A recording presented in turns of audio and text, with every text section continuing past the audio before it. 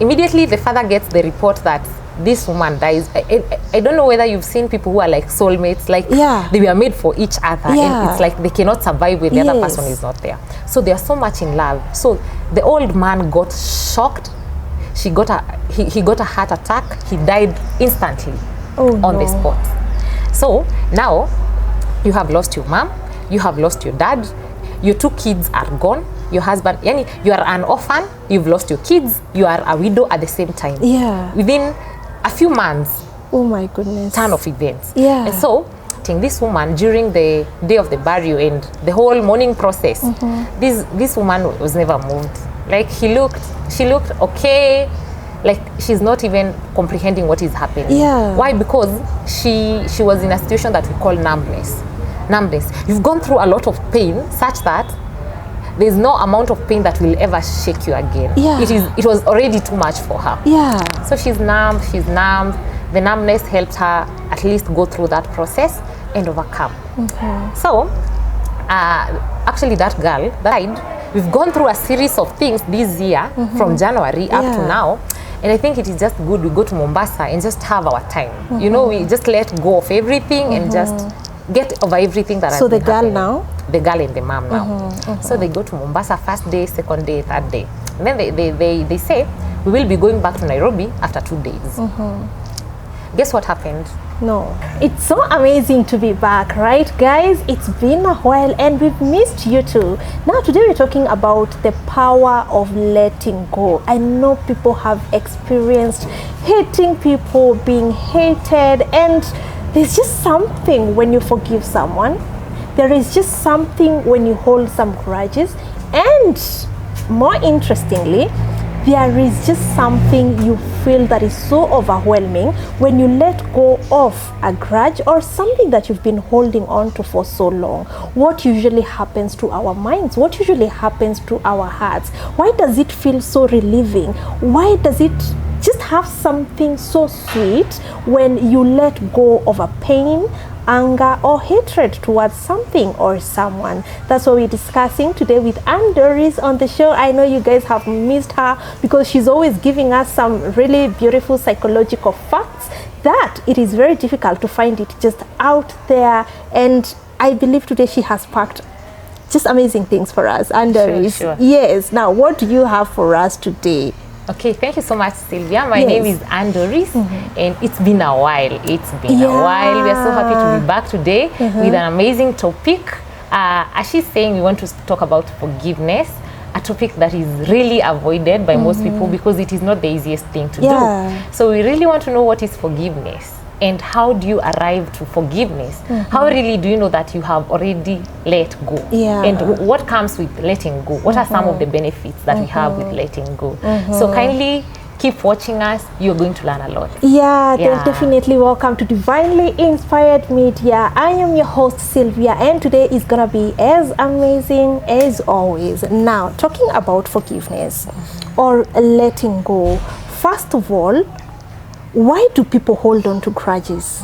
Yes, and why does it feel so relieving when you let go of something that you never knew is so hurting or is holding something so big in your life? Yes. Okay, thank you so much, Sylvia. I'll start by saying the reason as to why people hold so much into something that was or to something that is negative, more than something that is positive, is because with hurt, it doesn't come from people who are far away from us. If you realize that someone is hurting you, it means they have a special place in your heart.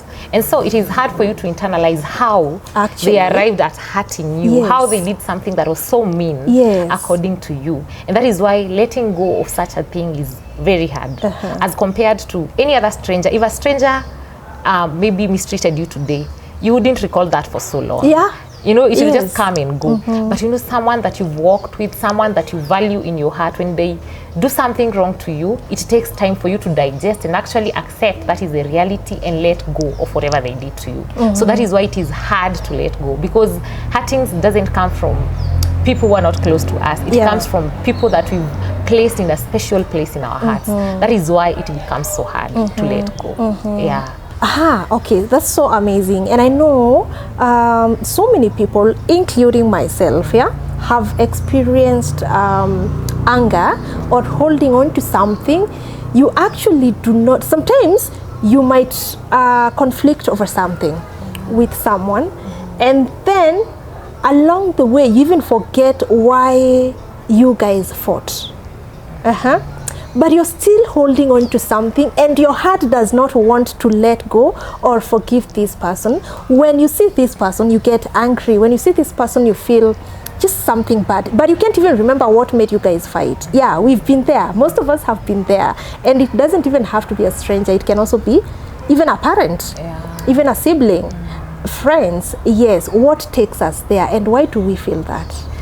You've reminded me of how hard actually it is to remember the exact thing that was done to you, but yet you still want to hold on to something, to the emotion that now came with whatever they did to you. You felt angry, you felt betrayed, but 2 years down the line you cannot clearly remember what they did to you. And you know what I've come to learn with hurting is it is not even the magnitude of the issue that hurts a person. It is the person that did it. You know, I've seen a meme circulating around, and it is like, it is not the knife, it is not the stabbing that killed me. What killed me is when I turned back and actually saw who was holding the knife. So it is not the magnitude of what was done to you, it is that person, because you truly value them. So maybe actually what your parent did is actually favor the other siblings more than yourself. And so you try to look back and actually point out the exact thing they did to you, but you cannot realize. And especially when something is done to you over time, many times repeatedly, you kind of get used to disappointment such that you never expect anything good from this person. And so you detach, but you cannot clearly point out to the exact thing they did to you. But over time you've learned to just expect the worst from them, if I would say. But it is not something tangible. So I want us to think about today, what exactly is forgiveness? And I know we have many definitions of forgiveness, but I'll really wish to run with my definition. I define forgiveness as letting go of pain. It is remembering what was done to you without actually feeling the pain. Remembering what was done to you without actually feeling the pain. You know what I mean by that is because I've had something that I don't like, especially with Christian brothers and sisters. I don't like this phrase that the church gives, forgive and forget. That is trash. No, you can't forget, actually. You cannot forget. You cannot forget. You did me wrong. I may not remember exactly what you did to me, but I may never forget the feeling that I got from that, the emotion, the hurting that came with that. I may not forget how many days I cried myself to sleep. I may not forget how many times I felt like I do not belong to this family. You know, I may not remember what exactly you people did to me, but everything now that was tagged along by what you people did cannot be forgotten. So I really don't advocate for that thing. Don't try to forget. You will never forget. Actually, if you've ever tried to forget something, that is when you remember it more. So I do not really believe in forgiving and forgetting, but I believe there is a possibility of remembering everything that was done to you without feeling pain. And that is how you know actually I have gotten over it. I have actually healed myself from whatever experience I went through. I don't know whether you have experienced, for example, a person who has gone, let us say, through divorce. They describe everything that was done to them in that marriage, but when they are speaking, you don't even see emotions of anger, you don't see them crying, because of course they are remembering what was done to them, but at this point they have gotten over it. That is what forgiveness is. You don't have to forget what they did to you, but you can remember it now without feeling the pain that was there, without having intensity of emotions. You know, you can remember that walikukata mkono, but it is not, it doesn't have as much weight as it held back then. So that is exactly what forgiveness is. And I've also come to learn that forgiveness doesn't happen one day. It is not a one-day journey. You know, people out here try to behave like we are angels from above. Like, you've hurt me today and you expect by tomorrow I've gotten over it, I am good, we good. No, that is not how it happens with forgiveness. Forgiveness is a gradual process. I've seen people compare that to a glass of juice.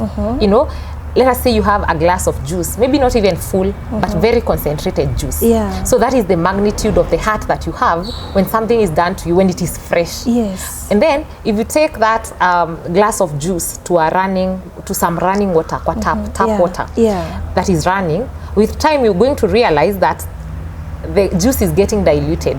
So your color ya juice inaende ikifade away, fading away, not instantly but gradually. By the time you're done, you realize, I only have water in my glass. Like everything else is gone, and now I have clear water in my glass. That is what forgiveness looks like. It is a gradual process that one day you may be feeling like, I already got over this. Then the other day you wake up and you're like, I am back to zero. But when you will get over it kabisa, you realize, this is it. So I am remembering, yes, but I don't have any bitterness. You know, you made me get fired at work. I have seen you several times because maybe we fellowship together. And during my initial stages, I was bitter with you. But right now, I don't care. I don't care. But anytime I see you, I know there's something. There's something, but I don't have that grudge in my heart. That is exactly what forgiveness looks like. And something else that we need to know is, who are we even forgiving? Who are we even forgiving? Because you realize hurtings come from different sources. We may think that when we talk about forgiveness, it's just about other people, you know, our parents, our siblings, our colleagues, our bosses, the people we fellowship with at church, or the people we come across. But the fact is, we really also need to forgive ourselves. I don't know whether, Sylvia, you've been through something that you did as a person, and then you looked back and you were like, that was stupid. You know, you're looking forward to a business deal, you mess up, and you knew if I won that deal, I could have been like 5 years ahead right now. But I messed up something small, and now I don't have the opportunity.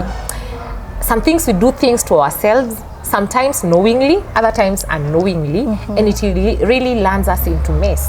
But that doesn't really mean that you're supposed to be stuck there forever. Like you're supposed to keep on condemning yourself and singing the same song. Oh, we schooled with so and so. Ona mahali wako. I dropped out of school at form 2. I've never gotten a way back. No. You know, be easy with yourself. And the funniest thing about forgiveness is we are very quick to forgive everybody else and to forget what they did to us. But when it comes to ourselves, we are so hard on ourselves. We don't want to let ourselves go. You don't want to recognize that actually you are also a human being. And there are days that you'll be low. There are days that you'll not be feeling like yourself. There are days that you will mess up. But there is always a way out. So when we are talking about forgiveness, I want us to have a wider perspective. It is not just like about forgiving myself because I voted for this and that government, or because I voted for this person, it is what they are doing. No. How about yourself? Actually, you realize there's this saying that goes like, it is not the water that is outside the boat that makes the boat to sink. It is the water that is inside the boat. So regardless of who else is influencing our hurtings and our wounds, we ourselves, we drown so much because of who we are and what we've held against ourselves more than what was done to us. So we have forgiveness concerning other people, we have forgiveness to ourselves, and then we have forgiveness to, I want to call them systems. You know, I went to that interview, I was sure I was the best qualified candidate, but the company didn't call me back. Actually, the person they picked, I don't even know how they qualified, you know, and there's nothing you can do with that, Sylvia. So do you keep on condemning that company so much that they never promoted you and you've rated them? Maybe you started working for that company when it was starting from scratch, and now you go for interview, you have qualified, you are the best candidate, they have not picked you. So you hold a grudge against the company. Or maybe let me use a bit sensitive example. Some people are bitter with God. You are born as a child, you are born with a condition, not because you did anything wrong, not because your parent did anything wrong, but you have arrived and you have a condition that maybe you'll have to live with for the rest of your life. And you feel like, God, you are not fair. You know, there are people, I've been watching Kambua, she brings episodes of women who have gone through delayed conception, or who have gone through series of miscarriages. And so if you listen to those people, they are like, people used to judge me and say, especially if I'm miscarrying, they relate that to abortions that maybe I could have done as a young girl. And you feel judged because you kept yourself, you preserved yourself. It is just a health issue. It is just a condition you found yourself with.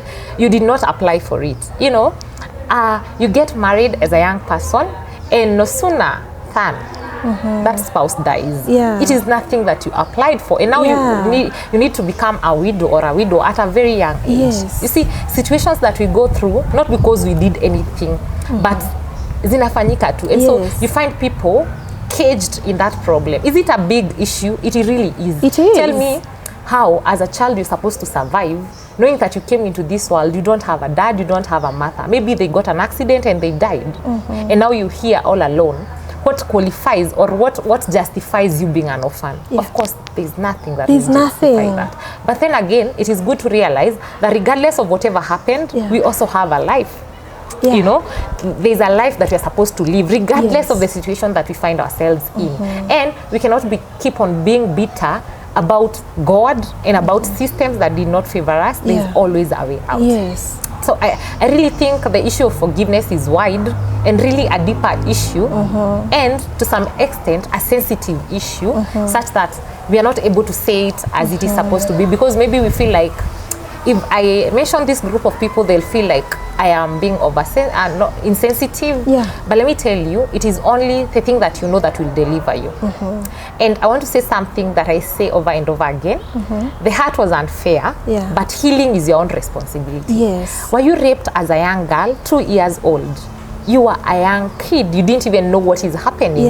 But regardless of who did it and whatever happened, healing is your personal responsibility, because at the end of the day, you deserve to live like everybody else. Normal life. You deserve to, you know, break barriers. You deserve to become someone better. To be happy. You deserve to be happy, you know. And so that is the way actually that comes with unforgiveness. I was reading a story from one of these celebrities. He's called David Ocean.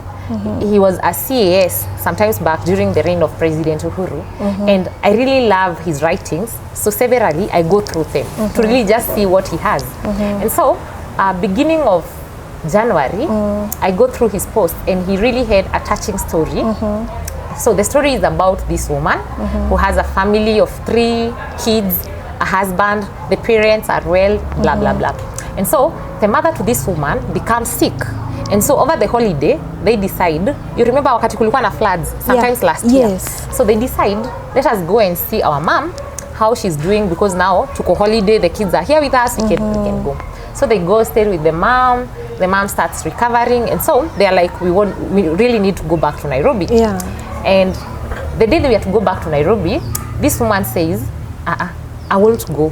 So let me remain behind with my daughter and let my husband go with the boys. Then we will be joining you people tomorrow. And so the husband and the 2 boys leave.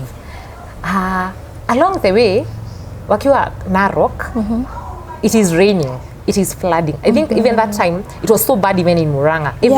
I think every part of the country was just flooding.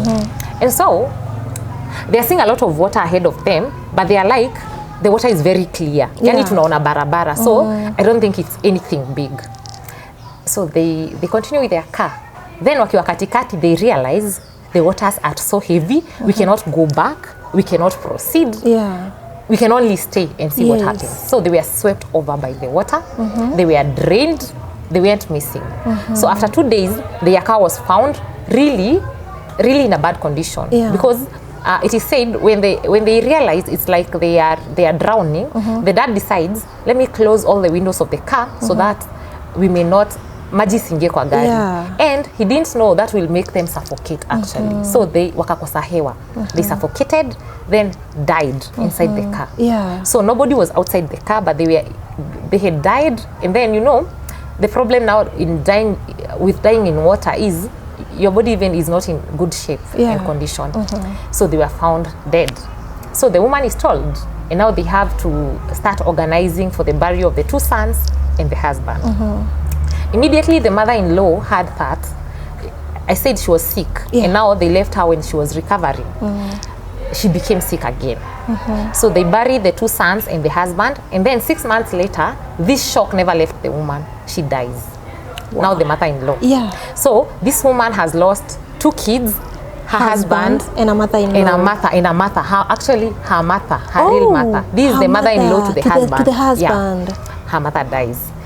And immediately the father gets the report that this woman dies. I don't know whether you've seen people who are like soulmates, like they were made for each other. Yeah. And it's like they cannot survive when the other person is not there. So they are so much in love. So the old man got shocked.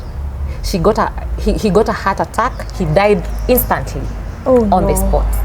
So now you have lost your mom, you have lost your dad, your 2 kids are gone, your husband, you are an orphan, you've lost your kids, you are a widow at the same time. Yeah. Within a few months. Oh my goodness. Turn of events. Yeah. And so this woman, so according to this writing, this woman during the day of the burial and the whole mourning process, this woman was never moved. Like she looked okay. Like she's not even comprehending what is happening. Yeah. Why? Because she was in a situation that we call numbness. You've gone through a lot of pain such that there's no amount of pain that will ever shake you again. Yeah. It was already too much for her. Yeah. So she's numb. The numbness helped her at least go through that process and overcome. So actually that girl died. We've gone through a series of things this year from January up to now. And I think it is just good we go to Mombasa and just have our time. You know, we just let go of everything and just get over everything that has been happening. So the girl now? The girl and the mom now. So they go to Mombasa first day, second day, third day. And then they say, we will be going back to Nairobi after 2 days. Guess what happened? No. The night before they went back to Nairobi, they were using boilers. The boilers exploded. What? So the both of them got burned. So the girl was had 60% burns on her body. What? And the mother 40% burns. So they were rushed to Kenyatta National Hospital. So they undergo surgeries, operations, treatments. Unfortunately, you know, a person who has gone through 60% burns, they can rarely survive. Yeah. Even 40% is too much. It's too much. But 60. So after they'd stayed there, I think for like 1 month, the mother goes for surgery, and then coming back, she cannot see her daughter. Oh my goodness. So she's like, when where is my daughter? And she's like, what wakamwambia? Your daughter just passed on when you're having your surgery. And that woman, the only thing she could say is, I want to die. I want to die. Like, this is too much for me. Yeah. I'm not even stable enough health-wise to comprehend everything that is going. I cannot even carry myself, leave alone any other baggage that is coming. And this woman could only cry uncontrollably. Remember, she's in hospital with burns. With burns, you know what happens is they try to kutoa hiyo ngozi and place in new skin. You know, she's not yet healed. She cannot go outside because of infection. And actually, even the people who are coming to see her, the number is limited, you know? Yeah. And after some time, after people consoling her and whatever, she was now ready to just survive, just fight for her life. Yeah. And what she decided to do is take each day at a time. Yeah. It is a hard decision to make. It is. But tell me what you do when life has thrown everything possible, everything that is bad. Everything that is at you, at one person, and the problem is not even those things coming within a period of 1 year. Yeah. Like you've lost everything. And you don't have any other purpose for you to live. Yeah. You'll never be yourself again. You'll never look the same again. You're coming out of hospital to clear a hospital bill yenye hata ujui imefika ngapi, because you can imagine from January up to now, it's a long time. Actually, from December, the end of December up to now, we are entering May. She's still in hospital. The girl has never been buried because the mother cannot be there. Actually, there are no funds even to facilitate for the burial. So she has to be in the morgue until the mother is stable and has cleared the hospital bill so that she can now come and bury the daughter. And when I saw that story, I was like, have we even gone through what this woman has gone through?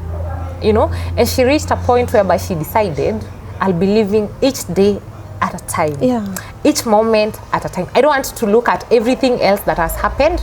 I just want to appreciate that I am becoming better, that I am recovering. Like any little progress, I will appreciate it. And I feel like in as much as we've gone through stuff, and in as much as we are holding things against whoever, and in as much as life is unfair, I feel like we limit ourselves on healing and progressing. Yeah. Because if such a woman can cast 2024, let me say so, and 2025, but still decide I'll not let anything pin me down. Yeah. You know, she no longer wants to die. She wants to just live that moment. Any moment with friends, any moment that she can feel herself, any moment that she realizes this organ of my body was not functioning, but now I am back to normalcy, you know, she appreciates that.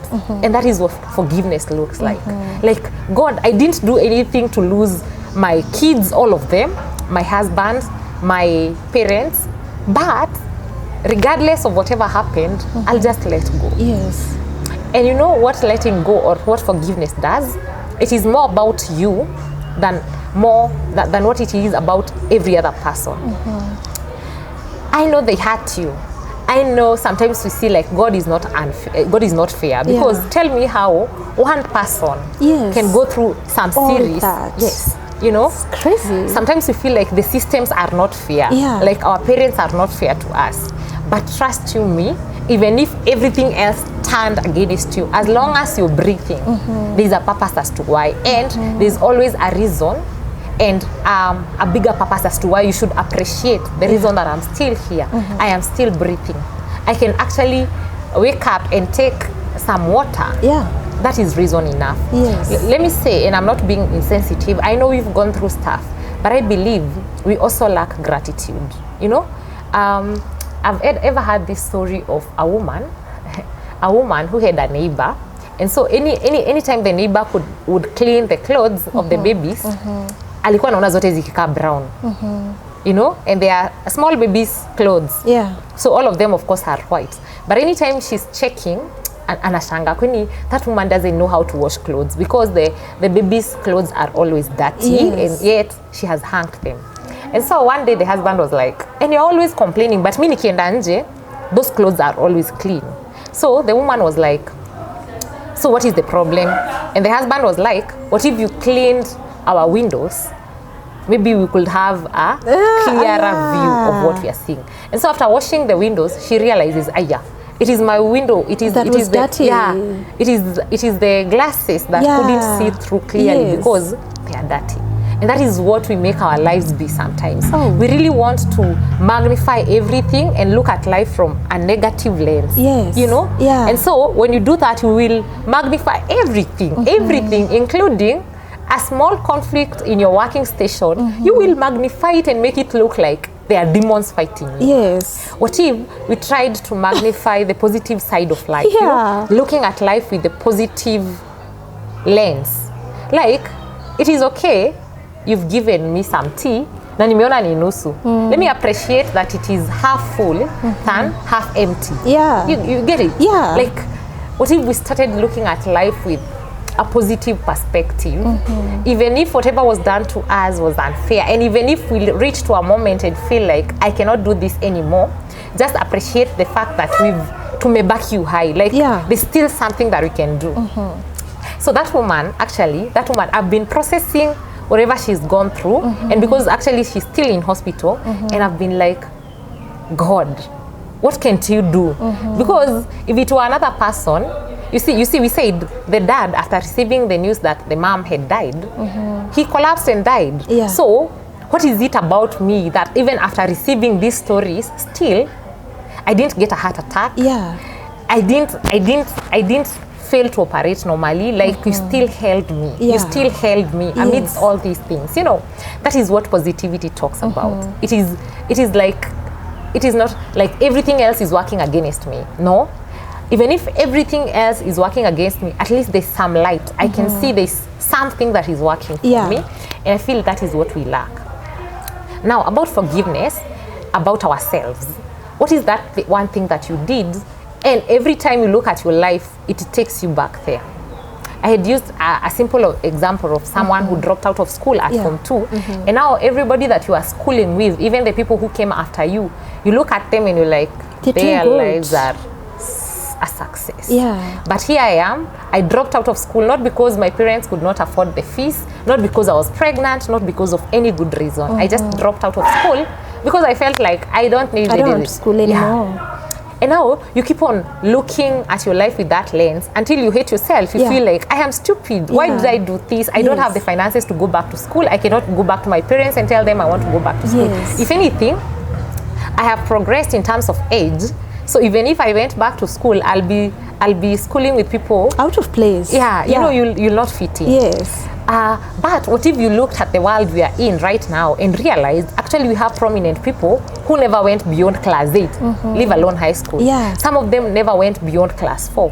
What if you decided to look at life with another lens? Like, this is not the end. I still can do something else. I still can better my life.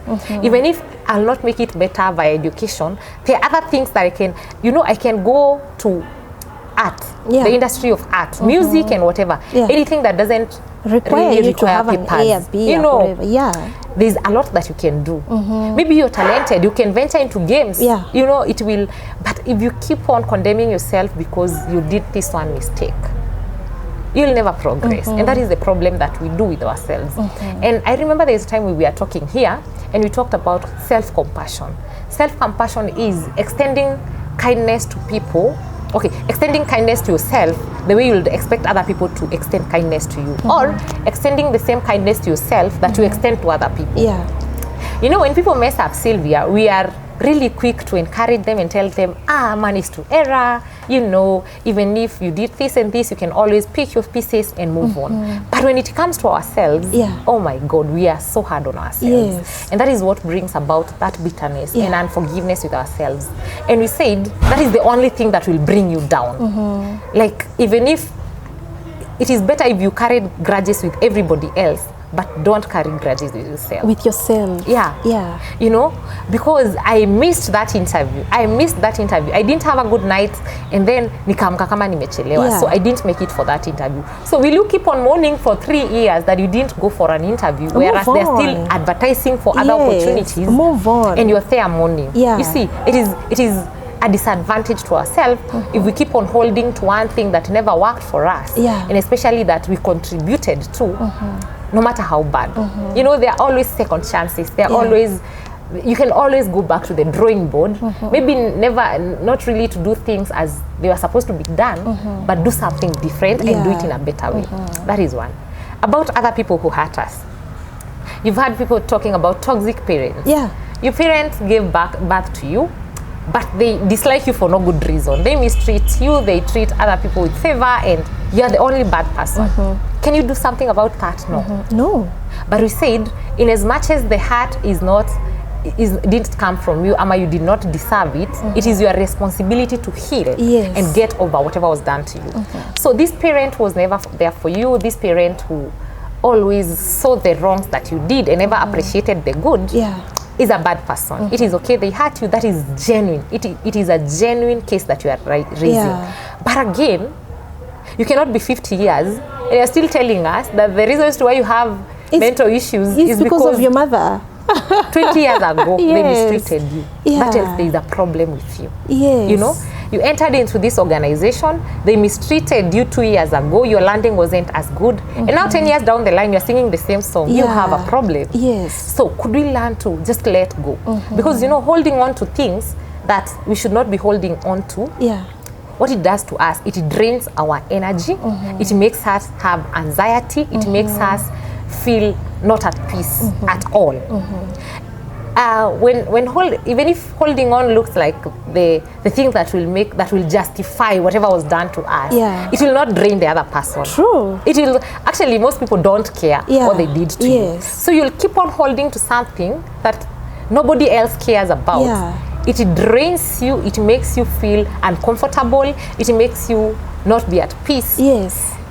While the easier way was, even if it's not easy, the easier way out would have been letting go and getting uncomfortable for some time, but regaining your peace, you know?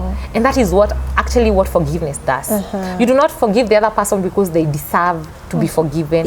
You do not forgive them because they explained the reasons why they did whatever they did and you understood. You do not forgive them because they came around saying sorry. Actually, Yeah. most of them will never say sorry. Yes. You know, but you forgive them because it is about you. You deserve better, you deserve peace, you deserve to be productive in your working area, you deserve to be a better parent. Remember? Yeah. Remember, your emotions are like a womb. And whatever you water, Sylvia, automatically, at some point in life, it will bear fruit. Yes. So if today you decided, I'll be watering kindness, Yeah. at some point we are going to see the fruits. But if you again allow yourself to be looking at life with a negative lens, and you water anger, you water bitterness, trust you me, that is what you'll be giving back to. And so your parents mistreated you, and it is okay. You have every reason to be mad at them. Yeah. But now here you are as a parent, you're Yes. making your children go through whatever thing you went Yeah. through because you have harbored bitterness in you, anger You in you. pour now that into them. Actually, you cannot produce what you've not taken. Yeah. So anything that is coming out of you, that is what is inside. So you do not expect yourself to treat other people in a better way if yourself you've not healed from whatever you went through. Is it a decision that someone makes to heal? Is it a decision? I like where you said that when you have a glass of juice, that is bitterness and all, Yeah. to dilute it, you dilute, you pour a small amount, another one and another Yeah. one, and you realize it has cleared out. Is it a decision someone makes to start doing that, to start healing, or to start pouring good things into the anger or the pain that was there for me to heal? Okay. Yeah. We have so many schools of thoughts. Yeah. But let me pick what I believe in and what has helped me. There is this story in the Bible. It talks about Esau and Jacob. So these sons of Isaac have been fighting from like forever, and Jacob has been taking everything that rightfully belongs to Esau. Yeah. And Esau reaches a point and he's so bitter, he wants to kill the brother because he feels like everything that belonged to me, now Jacob has taken. Yeah. And this is what Isaac told Esau. It is until the day you'll get tired. And now decide, I am tired. I want to make my life better. I want to make a difference. That is the day that you will pursue your brother and going to win over him. So that is what I want to say. It gets to a point, Sylvia, and you are tired. You are tired of baggages. I don't know whether you've seen mad people who carry heavy luggages around. That is how our hearts are when we are carrying grudges of whoever and whatever happened, So until the day you'll get tired and make a conscious decision of letting go regardless, accepting that there's nothing that I can do about what happened. Yeah. The only thing I can do is accept and try to move forward. Yeah. I always say where there's a will, there's a way. You will find your way as you progress. So it is intentionality. You decide, I am tired with this. I want to become a better person, and so I'll just let it go. So according to me, you make a choice. You make a conscious decision to just let go. To start healing. Yeah. Yes. You get tired with it. You get tired with that nature of kubebanisha. It is too expensive. I remember there's a time I was working somewhere, and then there was a situation, and let me say someone was very unfair with me. But I don't know, to me it wasn't such a big deal. I carried on, and I don't know, it didn't really sink that this person was really unfair with me, or let me say I wasn't enlightened on matters, institutions and what. I was very young, and so after quite a while I left that institution and moved on with my life as though nothing happened. Actually, it wasn't a big deal for me, but it's because I wasn't enlightened. And so I move on, no grudges, no nothing, but definitely you just cut off some people because you've already seen that this person was biased and they can never be of any good to you. So I cut off and I moved on. And through life, I think 5 years later, 5 years later, I get a call. Someone calls me and tells me, "Hi Sil, how are you?" "I'm fine." And then I ask, "Who is it?" They tell me it's so and so. Oh, okay, how are you? You deleted my contact. And I said, "No, actually I changed my phone. So there's so much that I don't have at the moment. I'll save your contact. And then they tell me, okay. So I ask them, what's up? They tell me, I'll talk to you. I really wondered, 5 years, this person has not talked to me. Did they have my contact or what? Then the person sends me a whole novel on text. They tell me, you know, I checked all your social media accounts. It's like you deleted or you blocked me. I can't remember ever adding them. So we were not friends. We were not friends. So on social media, we were not also friends. So they tell me, I checked all your social media pages. You kind of blocked me, or we are not friends. I don't know why. But it has really disturbed me for so long that at some point in life, I was very unfair with you. I just looked for your contact to say I am sorry and very apologetic that, you know, too much of please forgive me, please forgive me, please forgive me. I read that and I started shaking, literally, what is this? I couldn't even remember what this person did. I had to start, you know, tracing back. Oh my goodness, it was such a big deal. But because I was already grown past such things, yeah, I knew it was unfair. It was unfair to do something or to even say something, just to, you know, just put another person in some situation. And so I told them, oh, I didn't even remember, by the way, such a thing. It wasn't such a big deal, but I'm okay, I'm okay. No, I just want you to say you've forgiven me. And I wondered what they were thinking. Did life just mess them up? Yeah, mess them up and think it's because I nilikosea. No, they're trying to join the dots. Yeah, to join backwards, the dots and what, or maybe such a thing happened to them or something. But you could be the one who is very unfair to people, but you carry things with you. Yeah, and probably when you sit down and assess the situations, you can also decide to forgive, to forgive yourself, you know. But I think there's always a way people interpret healing or forgiveness and all. And I love how you've done it. I wish this, we had so much time. I can see our director is signaling us that, signaling, Kikuyu, or it's Kimeru. I can see our director is saying time is up and we have to close this one. I wish there was time, but I think we can continue with this some more time, yeah? And I love how you've really elaborated this even to a point of going to the Bible. Thank you so much, Anders. It's always a pleasure having you. Our audience can tell us what they think about this conversation and what is it that you expect us to talk about next time. Please keep watching Divinely Inspired Media. We have amazing shows for you always. Thank you. See you. Bye. Bye.